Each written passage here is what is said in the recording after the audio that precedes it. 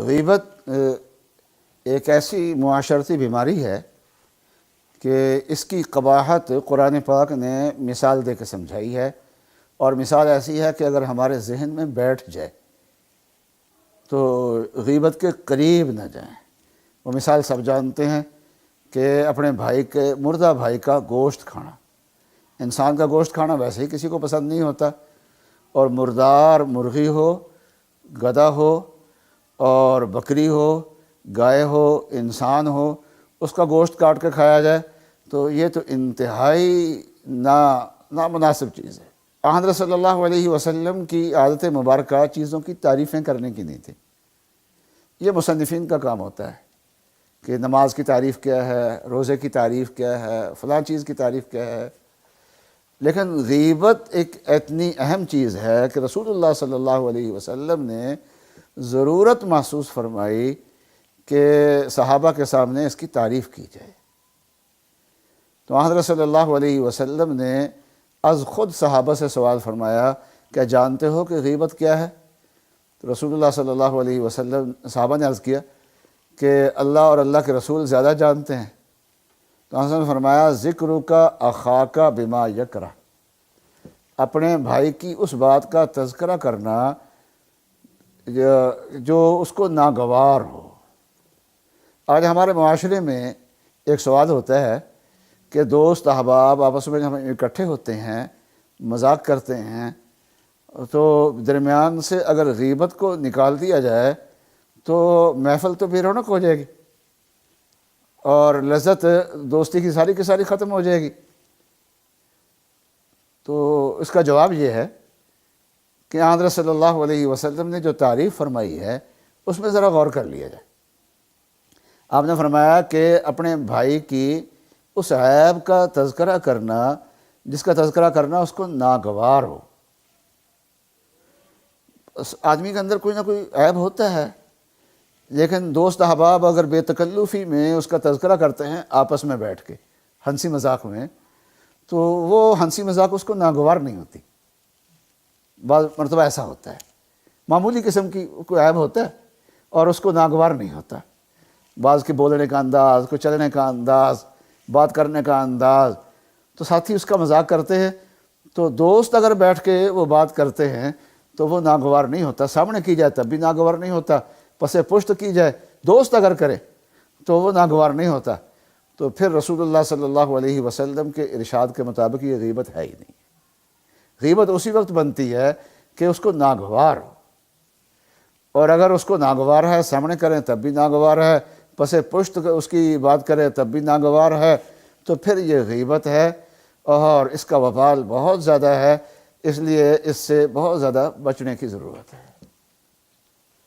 اور بہت سے لوگ یہ کہہ دیا کرتے ہیں غیبت کے بارے میں کہ یہ تو اب زمانے کا فیشن بن چکا ہے، تو اس سے کیسے بچیں؟ تو ہمارے بزرگ حضرت ڈاکٹر عبدالحی صاحب عارفی رحمۃ اللہ علیہ نے ایک مرتبہ لاہور میں مجلس سیادت المسلمین کے اجتماع میں عصر کے بعد کی مجلس میں فرمایا کہ اپنے آپ کو اگر تم معذور سمجھتے ہو کہ جی ماحول ہی ایسا ہے، تو پھر اگر تمہاری کوئی غیبت کرے اور ایسی تمہاری بات کا تذکرہ کرے جس کا تذکرہ کرنا تمہیں ناگوار ہو، تو کیا تم اس کو گوارا کر لو گے، اس کو معذور سمجھو گے کہ کوئی بات نہیں، معاشرہ ہی ایسا ہے، حالات ہی ایسے ہیں؟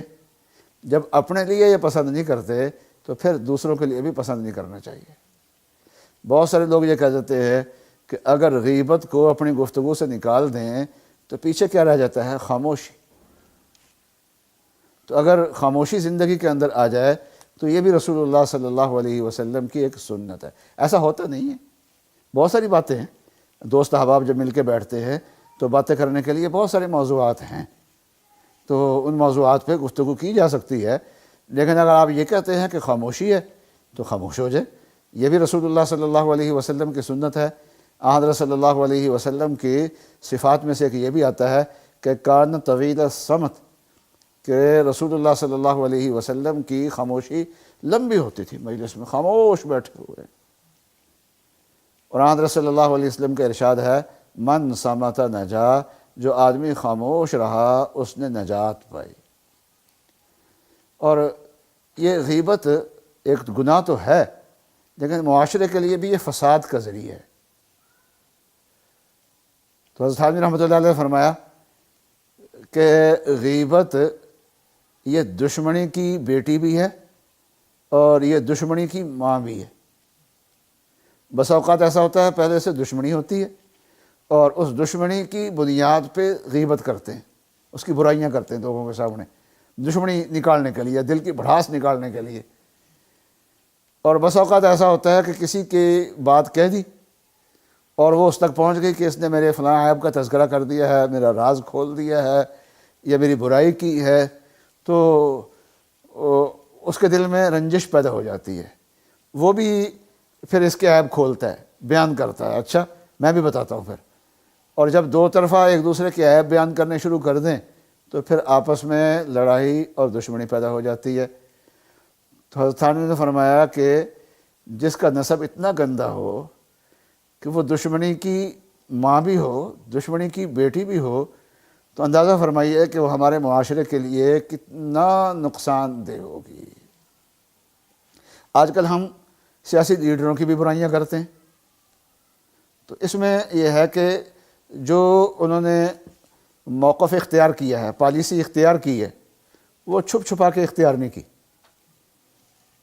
وہ علن اعلان اختیار کی ہے۔ اس پالیسی پہ اگر تنقید کی جائے تو وہ غیبت میں نہیں آتی۔ آپ کے نزدیک اگر اس میں خرابی ہے تو اس کو بیان کرو، لیکن کسی کی ذاتیات پہ پہنچ جانا کہ اس کا کیا ہے، فلاں کردار ایسا ہے، فلاں چیز ایسی، فلاں چیز ایسی ہے، تو یہ غیبت کے زمرے میں آ جاتی ہے۔ تو غیبت جیسے عام لوگوں کی کرنی ٹھیک نہیں ہے، اسی طریقے سے لیڈروں کی اور حکمرانوں کی غیبت کرنا یہ بھی ٹھیک نہیں ہے۔ کسی آدمی نے حجاج ابن یوسف کی غیبت کی تو کسی نے کہا کہ جیسے اللہ تبارک و تعالی حجاج سے اس کے مظالم کا بدلہ لیں گے، تو حجاج پہ جو لوگ ظلم کر رہے ہیں، اس کی برائیاں کر رہے ہیں، تو اللہ تبارک و تعالی اس کا بھی بدلہ لیں گے۔ تو اس لیے کیا ہے، غیبت ایک معاشرتی برائی بھی ہے، اللہ کی ناراضگی کا ذریعہ بھی ہے، نامہ اعمال سیاہ کرنے کا ذریعہ بھی ہے۔ اس لیے اس سے بچنے کا بہت زیادہ اہتمام کرنا چاہیے۔ آدمی کیسے بچے غیبت سے؟